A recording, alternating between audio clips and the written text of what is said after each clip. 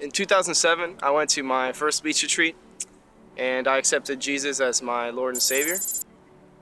In 2008, I was going to school at HCC and I saw two recruiters at a table for the United States Navy, and I basically told them, sign me up.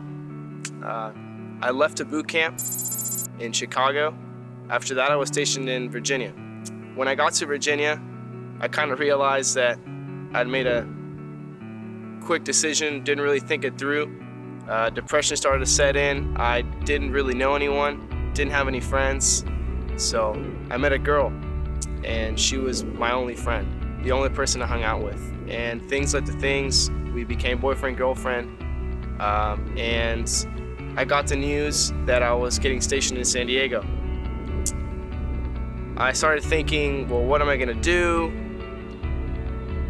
I don't know anyone there. Like, I can't believe this is happening again. So I basically had to figure out a way that she could go with me. So we got married, and we packed up our stuff, put everything in my truck, and started driving to San Diego. Everything was great, everything was good.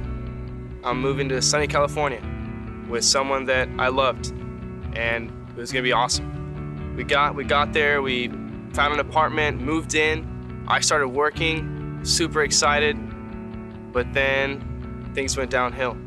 She became depressed because she didn't know anyone. She didn't have a job, she stayed home. I never came home. I was always working, I was getting used to the whole Navy life. It was tough for me and her, of course.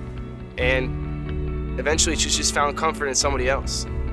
So here I was, 21, divorced, starting my new military career, and I got caught up in some crazy things. I started drinking a lot, just every day, every single day, drinking with my friends. And then that led to drugs, to smoking synthetic marijuana because I was in the military and I couldn't smoke pot, and that was terrible. It was controlling my life. It got to the point where I had to do it. I didn't even know the consequences of it. Nobody knew. It was a brand new trend. It was terrible. Terrible. Once I kind of figured out, okay, this is not right, this is really hurting me, then I stopped. I quit.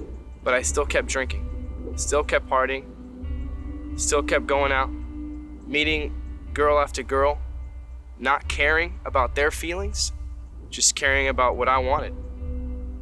Just me. After a while, I met a new group of friends. I kind of started ditching my Navy friends because I fell into smoking marijuana.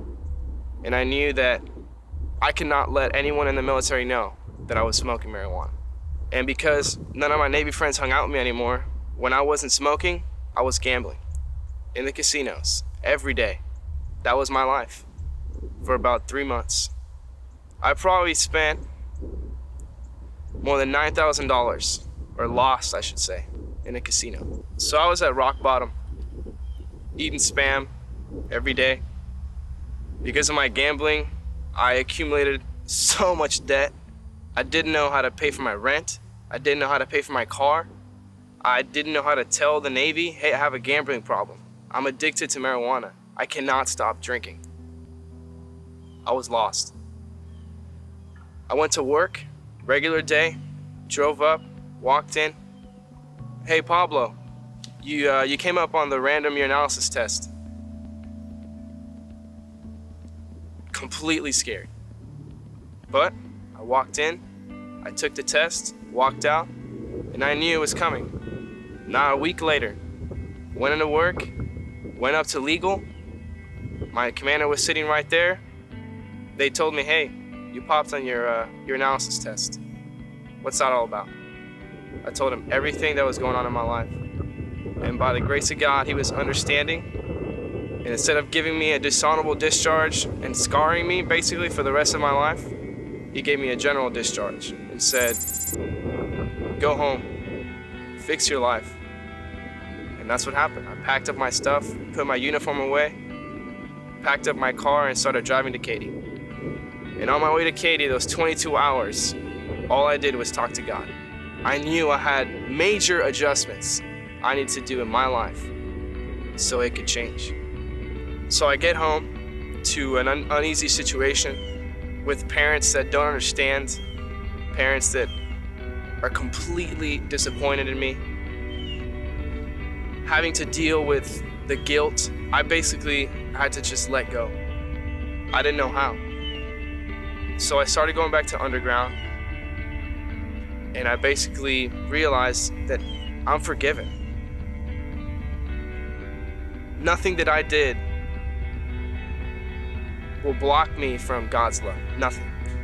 So here I am, 4.5 months later, closer than I've ever been to God, leading a Spanish-speaking Bible study called Comunidad, realizing that all the things I used to chase that I thought would bring me happiness don't even come close to knowing that I'm living the life that God has designed for me.